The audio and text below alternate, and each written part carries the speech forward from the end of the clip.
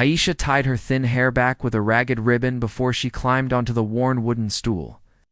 The sun was just peeking over the rooftops, painting the dusty driveway in pale gold. She took a steadying breath, feeling the rough grain of the stool under her bare feet. The morning air was cool, and she could hear the distant hum of early traffic in the city. In front of her stood the Porsche, its white paint dull with a fine layer of dust and tiny bird droppings. It looked out of place in this quiet, humble neighborhood.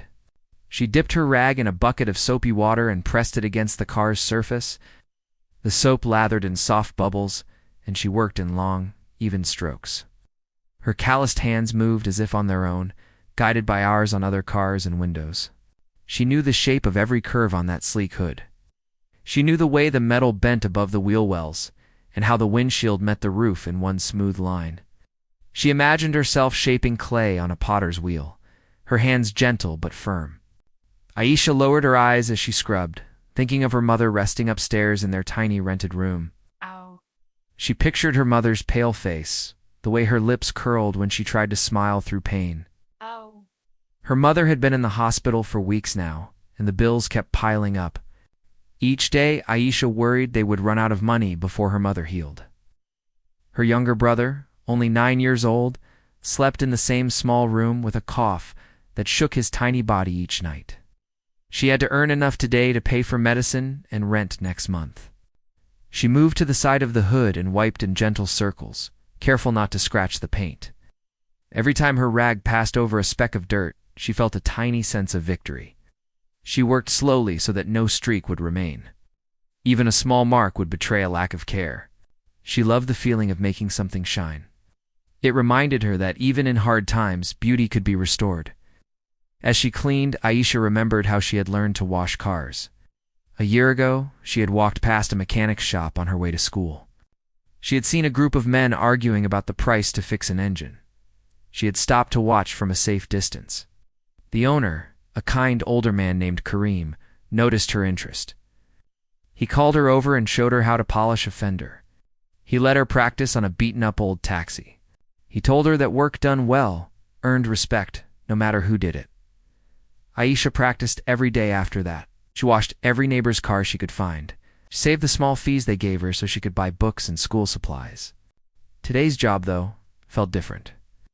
The Porsche was the nicest thing she had ever cleaned. The car shone around her, even under layers of dust. When the rag glided over the side mirror, she saw her reflection in the chrome. Thin face with determined eyes looked back at her. She straightened and brushed a strand of hair from her forehead. She took a moment to drink in the sight of the car. It was a reminder that people with money could own wonders that people like her could only dream about. Her stool wobbled slightly as she reached for the top edge of the windshield. She steadied herself and wiped away the grime that had settled overnight. She used a fresh cloth to polish until the glass became clear. Through the windshield, she could see the empty street beyond. A cat darted out from behind a trash bin and slinked away. A stray dog barked in the distance. She wiped her brow and felt droplets of sweat on her skin. Below her, resting on the driveway, lay a folded note.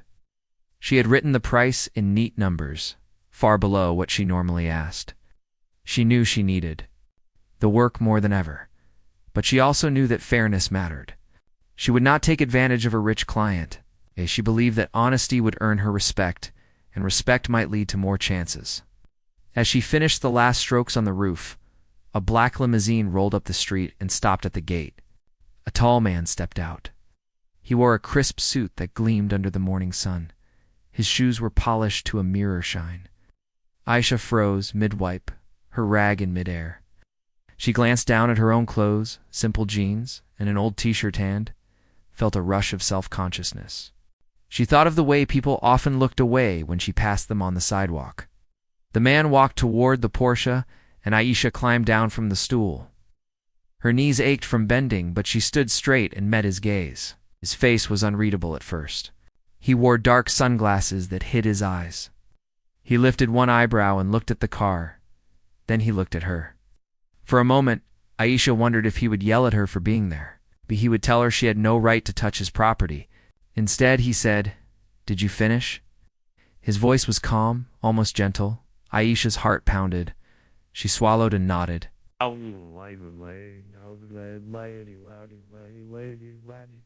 And he moved closer to inspect her work. He circled the car, running gloved fingers over the hood, the doors, the mirrors. Aisha watched, standing as still as a statue. She felt the breeze drift past her, carrying the faint smell of gasoline and fresh soap.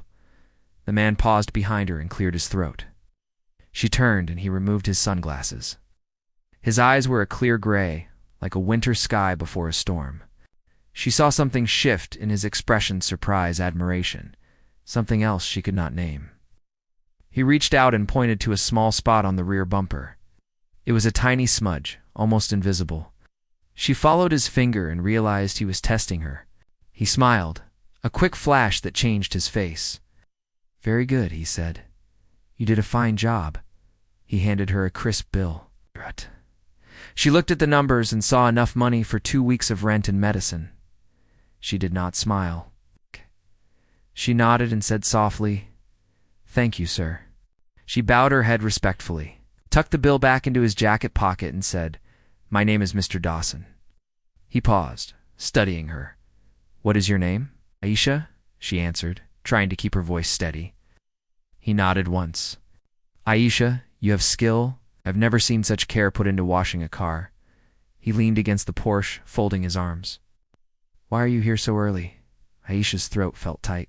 Why, she thought of her mother and brother waiting at home, of the bills that would arrive tomorrow. She thought of the empty desk at school because her scholarship had been cut. She thought of the way she had to choose between buying books and buying bread. She closed her eyes for a moment, then opened them and met his gaze. "I need money," she said simply. Her voice was quiet but firm. She felt tears brimming behind her eyelids, but she blinked them back. "My mother is sick. She needs medicine. My brother is small, and he gets sick in the night. I have no one else to help us." Mr. Dawson listened without a word. His face grew softer. A breeze stirred Aisha's hair, and she tucked a loose strand behind her ear. She could hear her own breathing. The world seemed to slow around them. A lone bird called from a nearby tree. A neighbor's window rattled as a bus passed. After a long moment, Mr. Dawson reached out and touched her shoulder gently. Aisha flinched, surprised by the kindness of his gesture. He removed his hand and took off his jacket. He draped it over her shoulders. It smelled of cedar wood and leather. It was warm and heavy. "You did more than clean my car today," he said softly. "You reminded me that people can be strong even when life is hard." He turned and walked back to the Porsche. "Thank you, Aisha." He climbed into his limousine and drove away, leaving Aisha standing in the driveway with his jacket around her. She clutched the ragged ribbon that held her hair and watched the car disappear down the street. The morning sun felt brighter now, and she felt something in her chest. Hope, maybe. She looked down at the Porsche, now sparkling, and whispered to herself, "I will not give up." Her stool leaned against the garage door as she gathered up her bucket and rags. She thought of her mother's smile when she brought home money, of her brother's laughter when he saw her coming. She lifted her head and walked away from the clean car, ready to face whatever came next. And in her heart, she carried the memory of the millionaire's eyes the moment he saw her strength. Aisha smoothed the small paper bill she had folded into her pocket before she climbed down from the stool. Her fingers trembled slightly as she placed it gently on the mirror of the Porsche. The note bore a price that was half of what she usually charged, but her heart had told her to do it. She stepped back, folding her arms in front of her as she waited. The morning breeze carried the scent of street dust and the distant promise of rain. Her stomach fluttered with nerves, but she kept her eyes lowered, trying not to betray how much she needed today's money. Mr. Dawson stood by the driver's door, sharp suit catching sunlight like metal. He watched her with a quiet curiosity. Aisha could feel his gaze on her shoulders. She drew in a steadying breath and lifted her head to meet him. He pointed at the folded note. "Is this all?" he asked, his voice calm and steady. His tone made her cheeks flush. Nodded her, throat tight. The world seemed to slide into silence for a moment. She could hear her own heartbeat pounding in her ears. He reached into his pocket and pulled out his wallet. The leather was smooth, dark brown, and unfamiliar to her. She watched as his fingers hesitated over the bills. He took out a stack of crisp notes and counted out exactly what she had written, then an extra $2 bill. Aisha tried to force a smile, but her lips felt stuck. She swallowed hard and waited. Finally, he looked up at her and asked, "Why so little?" Her heart jumped. She hadn't expected him to ask that. Ow. Most clients never questioned her fee, and she respected that. But now, with his question, everything felt bigger than a simple car wash. She bit her lip, feeling the roughness of her bottom teeth. She closed her eyes for a split second, trying to gather courage. Then she spoke. "My mother is sick," she said softly, her voice trembling. The words cracked like thin ice. She glanced at his face, seeing only attentive calm. She drew one step nearer, and tears pricked at the corners of her eyes. "She is in the hospital. The bills keep coming." She paused, swallowing the lump in her throat. "My father left us when I was small. I'd take care of my brother, too. He has a cough that wakes him every night." She paused again, looking. At the ground, stray leaves skittered across the pavement, pushed by the wind. She closed her eyes and let the memory of her brother's small coughs fill her mind. "I had a scholarship," she continued, her voice shaking. "But it was cut. Now I cannot afford books or classes. Every day I wonder if I am doing enough to help." Tears slipped down her cheeks. She brushed them away with the back of her hand, trying not to make a scene. Mr. Dawson listened without interrupting. His tall frame seemed to soften. The world around them, cars passing, birds calling, a bus rattling, felt distant. It was as though only their two lives existed in that moment. He folded his arms, tilting his head as he absorbed her words. Aisha felt the raw weight of her own story pressing on her, as if she balanced the hopes of her whole family on that morning's light. When she finished, she stood still, her ragged hair brushing against her face. She felt vulnerable and exposed, boned but also strangely relieved. The giant had heard her small truth. She looked up at him, her eyes wide with fear and hope tangled together. For a heartbeat, he said nothing. Then he reached out and gently touched her arm. Aisha flinched at first, not sure if he would pull away, but his hand stayed firm and warm. "I'm sorry," he said quietly. His gray eyes held a sadness she recognized. She thought of her mother's face, haunted by pain and worry. She had seen that look before. "I understand more than you know." He pulled off his silk tie and knotted it around the note he had left on the car. The paper rustled softly. He took her hand and guided her to a wooden bench at the edge of the driveway.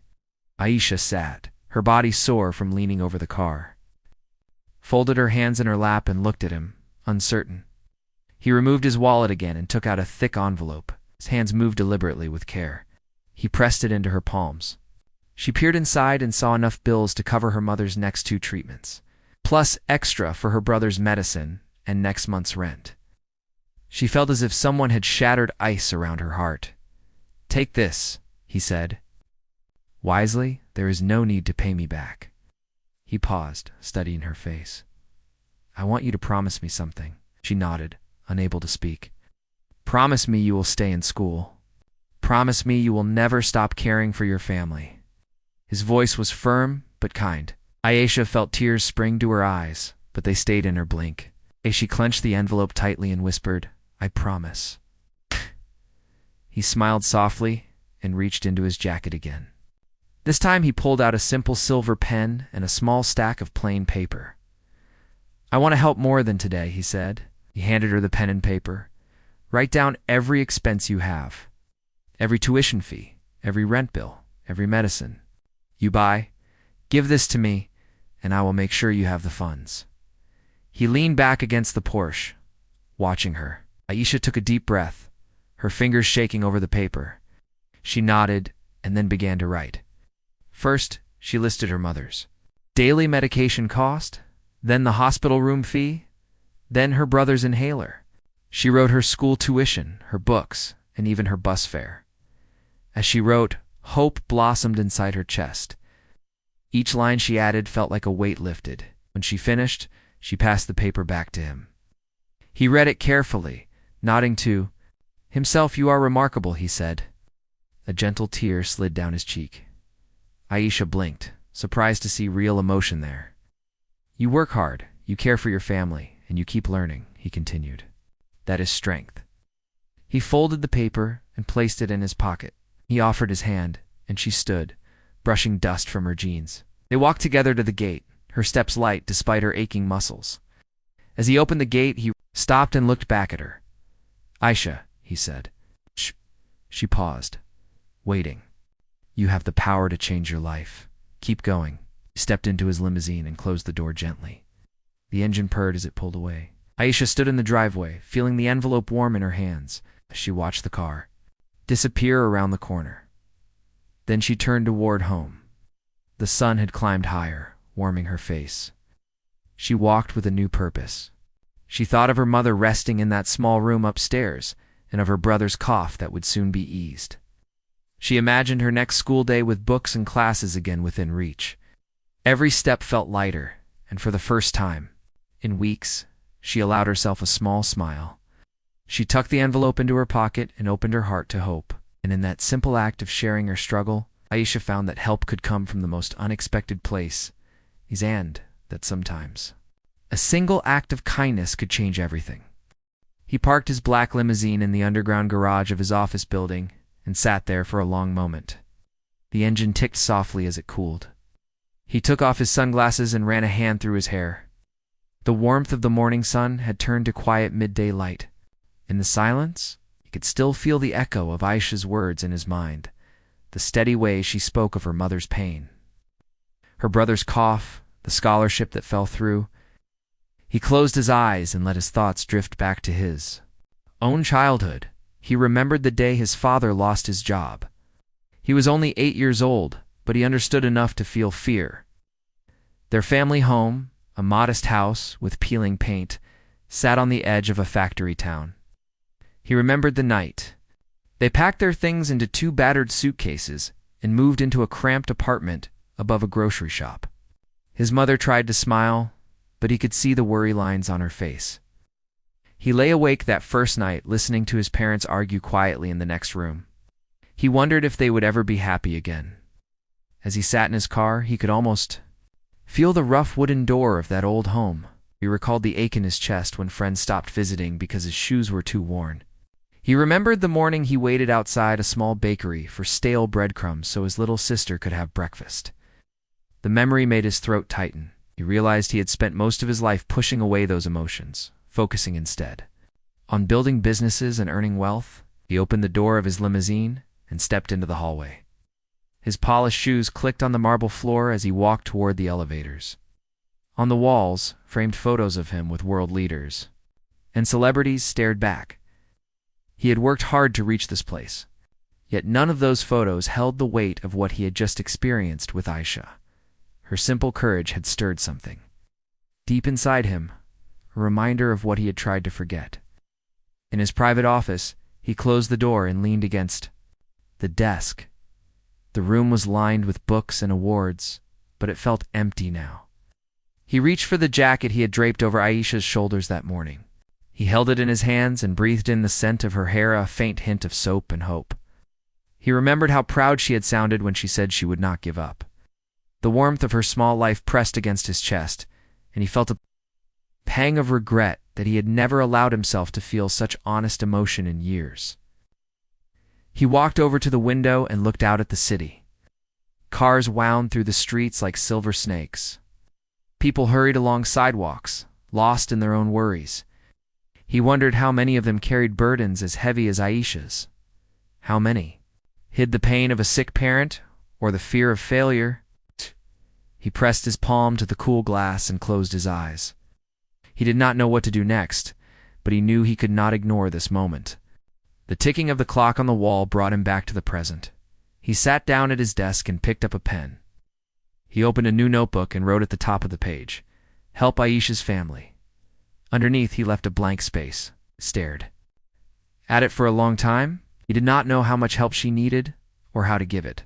He thought of cold hospital rooms and the strange cleanliness of medicine bottles. He thought of the small boy coughing through the night. He felt the weight of responsibility settle on his shoulders. He stood and walked to a low bookshelf, pulled out a small photo album from years ago.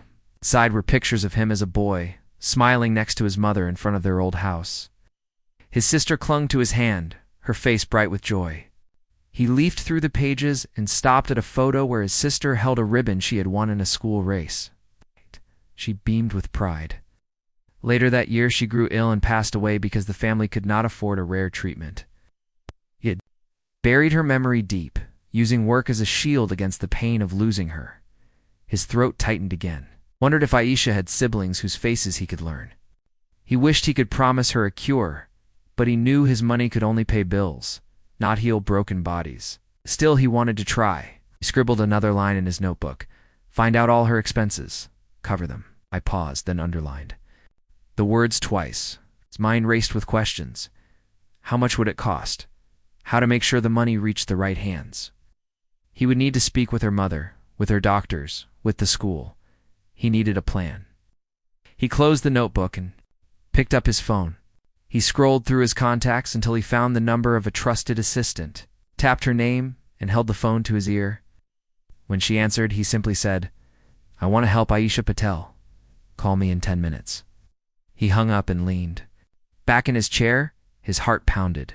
For the first time in years, he felt a chill of excitement at the thought of doing something purely for another person's sake. Outside his office window, the city glowed under a soft afternoon light. Could almost see Aisha at that very moment, going home to her family. He pictured her small steps along the narrow street, her mind full of worry and hope. He closed his eyes and whispered to himself, I will not let her down. He stood and straightened his tie, a symbol now of more than wealth or power. It was a promise he intended to keep. He walked to the door and opened it. The hallway was empty, silent except for the soft click of lights overhead. He stepped into the corridor and paused. He thought of the moment when he had first met her, that spark of recognition in her eyes. He thought of the smooth white hood of the Porsche, now gleaming thanks to her hard work. Wondered how many other hidden stories existed behind every car he owned, every building he managed. He felt both humbled and determined. In that quiet pause between meetings, he made a decision. He would not just give money and walk away. He would stand by her, help her build a future. He would use his resources, his influence, even his own story to give her a chance he had once wished for himself. He turned and walked back to his office, each step firm and sure. His heart was still heavy with memories, but it felt lighter with purpose. He would not rest until Aisha and her family were safe and strong. As he returned to his desk, he looked once more at the empty notebook. He opened it to a fresh page and wrote, Next steps. Meet with Aisha's mother. Set up fund. Verify school. Status. He paused for a moment, then added, Do it by tomorrow. He closed the book with a soft snap. The decision was made. In the hush of his grand office, he allowed himself a small, genuine smile. Wow. For the first time in a long while, he looked forward to tomorrow. Mr. Dawson left his office with a sense of purpose he had not felt in years. He walked through the quiet lobby, past portraits of company founders and shiny trophies, but he barely noticed them now. His mind stayed with Aisha and her family. He stepped into the elevator and pressed the button for the ground floor. The soft ding of the doors closing felt like the start of something new. Outside, the city was busy. Cars honked and people hurried along the sidewalks. He hailed a taxi and gave the driver an address he had collected from his assistant. It was a small hospital on the edge of town, not the grand medical center where most of his family had gone, but the one where Aisha's mother lay. The taxi pulled up to a low building with peeling paint and a small entrance. He paid the driver and walked inside, his polished shoes clicking on the linoleum floor. He approached the reception desk, where a tired nurse looked up from her paperwork. He showed his name and explained he was there to meet Mrs. Kun, Aisha's mother. The nurse checked a list and nodded. Room 213, she said, pointing down a short corridor. He thanked her and walked to the door. His heart beat fast. He smoothed his suit jacket and opened the door gently. Inside, the room was small and quiet. A single bed held a frail woman with dark hair and tired eyes. She lay under a thin blanket, her skin pale from months of illness. A small table held a glass of water and a few flowers. The steady beep of a heart monitor filled the silence. He stepped forward and introduced himself softly. "Mrs. Khan, my name is Richard Dawson." "No. This is sudden, but I came because of your daughter." Mrs. Khan blinked and tried to sit up. The nurse in the corner came forward to help. "It's all right," the nurse said gently. "Mr. Dawson is here to see you." Mrs. Khan's eyes moved to him. She recognized the suit and the quiet strength in his voice. She smiled weakly. Thank you for coming," she whispered, her voice thin but clear. He pulled a large envelope from his jacket and placed it on the table. "Please don't open it yet," he said kindly. He took the chair beside her bed and sat down. "I want to help you and your family," he began. "Your daughter told me about your medical bills and your son's cough. I know how hard it is." He paused, looking at her gentle face and the steady rise and fall of her. Breathing, Mrs. Khan reached out with a trembling hand and touched his sleeve. "You must think I am unworthy of your kindness," she said softly. "I did nothing to deserve this." He shook his head. "I deserve nothing," he said quietly. "This is my choice." "Your daughter's courage moved me. I want to honor that." Tears filled Mrs. Khan's eyes. A nurse stepped forward with tissues, and Richard reached out to help her wipe away her tears. He watched as the room filled with a soft warmth, the kind that comes when two strangers share a moment of trust. He took a deep breath and opened the envelope. Inside were checks for hospital payments, for medicine, and for rent. He handed them to the nurse to process. She glanced at the amounts and then looked at him in surprise. "This will cover everything," she said, her voice low. He nodded. Once the nurse left with the checks, Richard turned back to Mrs. Khan. "There's more," he said. He removed another smaller envelope from his pocket and handed it to her. "This is for your son's medicines and school supplies. For Aisha." Mrs. Khan opened it carefully and saw receipts for the inhaler, vitamins, and books. She looked up at him, unable to speak. Her lips trembled and tears rolled down her cheeks. She reached for his hand and squeezed it. "Thank you," she said, her voice thick with emotion. Richard felt tears well in his eyes too, but he blinked them back, smiled gently. "Please rest now," he said. "I will arrange everything else. Your daughter will have what she needs to stay in school, and your son will have his medicine. You focus on getting better." He stood and gently brushed his hand across her forehead. He could feel her warmth and fragility. He promised himself he would do everything he could to keep her safe. He left the hospital room and walked down the hallway. His steps felt lighter now that part of his promise was fulfilled. He stopped at a small bench outside the nurse's station and called his assistant on his phone.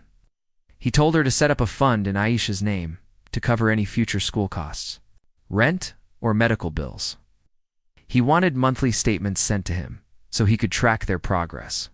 His assistant agreed, and he hung up feeling calm and determined. Later that afternoon, he visited Aisha's school, sat in the front office and met the principal, a kindly woman who welcomed him. He explained his plan. He wanted to cover Aisha's tuition, books, and any school fees. He handed the principal a check and asked for the registration forms. The principal's eyes widened, and she thanked him, promising that Aisha would receive full support. Richard asked about her grades and behavior, and the principal spoke warmly about Aisha's determination and kindness to other students as he left the school. He felt a new energy. He thought of Aisha working on her studies, free from worry about money. He imagined her reading books under a lamp at night, her mind full of dreams again. He got into his car and drove home, replaying the day's events in his mind. He felt a mix of relief and nervous excitement. He still needed to speak with Aisha, to tell her everything. That evening, he arranged to meet Aisha at her home. He took a quiet back road to their street, lined with small houses and shops. He parked a few blocks away, then walked to the front gate of her rented home. He rang the bell softly. Aisha opened the door in her simple clothes, her hair tied back, her eyes wide with both surprise and hope. He smiled and held out a folder. "This is for you," he said gently. She took it and opened it with shaking hands. Inside, she found letters from the school, confirmation of the fund, and a small note from him. "Keep shining. I believe in you." She looked up at him, tears streaming down her face. She tried to speak, but could not. He knelt and held her hand. "You did this yourself, Aisha," he said softly. "I just helped you keep going." She squeezed his hand and nodded, her lips trembling. He stood and offered to help carry her books inside. She hesitated, then accepted. They walked through the small hallway and into the living room, where her mother sat on a worn sofa, wrapped in a shawl. Her little brother crawled on the floor with a toy truck. Mrs. Khan's eyes filled with tears when she saw Mr. Dawson. She tried to stand, but Richard gently motioned for her to stay seated. He introduced himself again, and then explained the arrangements he had made. As he spoke, Mrs. Khan's tears fell freely. Aisha's brother crawled to his mother's lap, and she held him close. Aisha stood beside him, near tears herself. All formed a small circle of gratitude and relief. Richard watched them, feeling a warmth spread in his chest. He knew this was more than money. It was hope returned. After a while, he excused himself, promising to visit again soon. He left through the front door, pausing at the gate to wave goodbye. They watched him go, and then Aisha closed the door and leaned against it. Her eyes shining, Mrs. Khan held her daughter and whispered blessings. The little boy reached up and touched his mother's cheek. It was a quiet moment of family love. Reclaimed, Mr. Dawson walked down the street, feeling a deep sense of peace. He had kept his promise to himself and to Aisha. He had turned his own pain into a path for healing someone else. As he reached his car, he took out his phone and texted his assistant, set reminder to check in next week. Then he climbed into the driver's seat and drove away, the sky above, soft, with fading light. In his heart, he carried the memory of Aisha's tearful smile and the strength of one family restored. The next morning, Aisha woke before the sun. Light filtered through the thin curtains of their small room, painting soft stripes on the cracked walls. She stretched her sore muscles and slipped out of bed, careful not to wake her little brother, who slept soundly with his inhaler by his side. Their mother sat up in bed, sipping tea from a chipped mug. Aisha smiled and blew on her own cup before taking a small sip. The warmth spread through her chest, reminding her of the kindness she had received. She crossed to her mother's bedside and placed her hand on her mother's arm. "Good morning, Mother," she whispered. Her mother's eyes brightened, and she reached out to hold Aisha's hand. They shared a silent moment of understanding. Today would be better. Aisha's heart swelled with gratitude for Mr. Dawson's help. She thought of the envelope in her pocket, the letters from the school and hospital, and the promise of a fund that would keep her family safe. After breakfast, Aisha walked to school with a light step. The dusty road seemed less harsh, and the cool morning air felt clean. She passed neighbors who smiled and greeted her. They had heard of the millionaire's gift, and their faces glowed with approval. Children waved as she walked by, and even the stray dog that usually barked at her tail wagged once before disappearing around a corner. She reached the school. Gayton showed her registration form to the guard. He smiled and held the gate open for her. Inside, the hallways buzzed with morning chatter. Students talked about their weekend games and upcoming tests. Aisha's friends ran to her, hugging her and asking about the rumors. She blushed and smiled, telling them simply, "I'm okay now." They giggled and led her to class, where she took her seat with renewed excitement. In the first period, the teacher handed back graded papers. Aisha received hers and peeked at the top. She had earned a high score. She pressed her fingers to the edge of the paper, feeling pride surge through her. This paper would buy her new notebooks and pens, thanks to the fund. She thought of Mr. Dawson's words, "Keep shining," and felt them echo inside. She raised her hand to answer a question, her voice strong and clear. Meanwhile, across town, Mr. Dawson sat in his office, reviewing the first report from his assistant. It detailed Aisha's tuition payment, her mother's hospital treatment schedule, and her brother's pharmacy charges. He read each line carefully, a thoughtful expression on his face, marked off the expenses and made notes for next month's allocation. His heart felt full. He leaned back in his chair and closed his eyes, remembering the tiny hand that had reached for his. He realized that his life felt richer now, filled with purpose beyond profits and deals. That evening, Aisha returned home with her friends. They laughed as they walked, carrying books and lunchboxes. When she reached her gate, her mother and brother waited on the front stoop. Her brother jumped up, clutching his new toy truck can, early gift from Mr. Dawson's extra fund. He pressed it into Aisha's hand and waved to their mother. Mrs. Khan stood and hugged her daughter tightly, tears of relief glistening in her eyes. Aisha knelt to hug her brother back. "You look better," she said softly, touching his cheek. His cough had eased already thanks to the new inhaler. He grinned and climbed onto her back for a piggyback ride. She laughed and carried him into the house. Inside, the living room looked brighter. The small sofa was now covered with a fresh blanket, the old one washed and folded neatly. A handful of new textbooks lay on the coffee table, and fresh flowers sat in a vase by the window. Everything felt alive. After dinner, Aisha sat with her mother at the small kitchen table. A single lamp shone overhead. They looked at a letter from the school, confirming her enrollment and schedule. Her mother traced her finger along the printed words and smiled. "You can study without worry," she said. Aisha nodded, her eyes shining. "And one day, I will help others too," she whispered. Her mother leaned forward and kissed her forehead. That night, Aisha climbed onto her stool by the bedside lamp. She opened her notebook and began to write. At the top of the page, she wrote, "My dreams." She listed her goals: becoming a teacher, helping children in need, continuing her studies, and caring for her family. As she wrote, she felt a clear path stretching before her. The darkness of fear and debt had been replaced by the light of possibility. Days turned into weeks. Aisha settled into her new routine. She studied diligently, helped her mother with household chores, and read stories to her brother each night. Mr. Dawson visited occasionally, always careful not to disrupt their privacy. He brought flowers for Mrs. Khan, books for Aisha, and toys for her brother. He asked about her grades and her mother's health, and he listened with genuine interest. Aisha grew to admire his kindness and wisdom.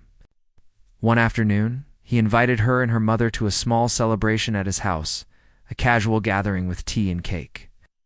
They arrived to find a warm room filled with soft light and the aroma of fresh flowers.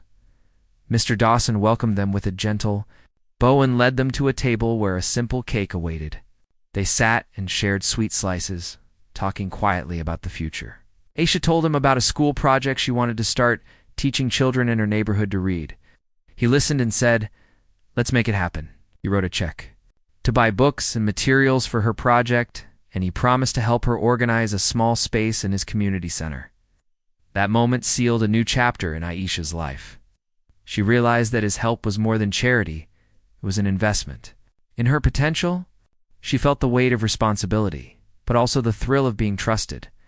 She looked at her mother, whose eyes glowed with pride, and at her little brother, who played with a wooden block they had made together. Their family stood together, in that bright room, connected to a stranger who had become a friend and mentor. Years passed. Aisha graduated from high school with honors, earned a scholarship to university, and studied education, driven by her dream to teach. She visited Mr. Dawson often, sharing her progress and thanking him for his belief in her. He sat in the audience at her graduation ceremony, tears in his eyes as he watched her walk across the stage. She placed a bouquet of flowers in his lap and hugged him, and he whispered, "You did this yourself." After university, Aisha returned to her neighborhood as a teacher. She opened a small literacy center where children learned to read and write. Her brother, now healthy and grown, helped her manage the center's activities. Their mother recovered fully and volunteered as a helper. The community center became a place of hope and learning, and the once dusty streets filled with the sound of children's laughter. One afternoon, a young girl balanced on a wooden stool, carefully wiping down a shiny car. Aisha recognized the scene and smiled, remembering her own journey. She walked over and placed a hand on the girl's shoulder. The girl looked up, wide-eyed. Aisha knelt and asked, "Why are you working so hard?" The girl shrugged and said, "I need money for my family." Aisha's heart stirred with compassion. She smiled and offered her a chair and a cup of tea. As they talked, Aisha heard her own story echo in the girl's words. She saw the strength and hope flicker in the young girl's eyes, the same spark she once had. She placed a gentle hand on the girl's and said, "Let me help you." That moment, she felt the circle close. From the poor girl on the stool to the millionaire's kindness to her own generosity, the chain of compassion continued. And so Aisha's life became a testament to one simple truth, that a single act of kindness can change the course of many lives. In the soft glow of that afternoon, she realized that her story would live on in every child she taught, in every child she taught, in every family she supported, and in the heart of the girl who climbed on the stool to clean a Porsche just as she once did.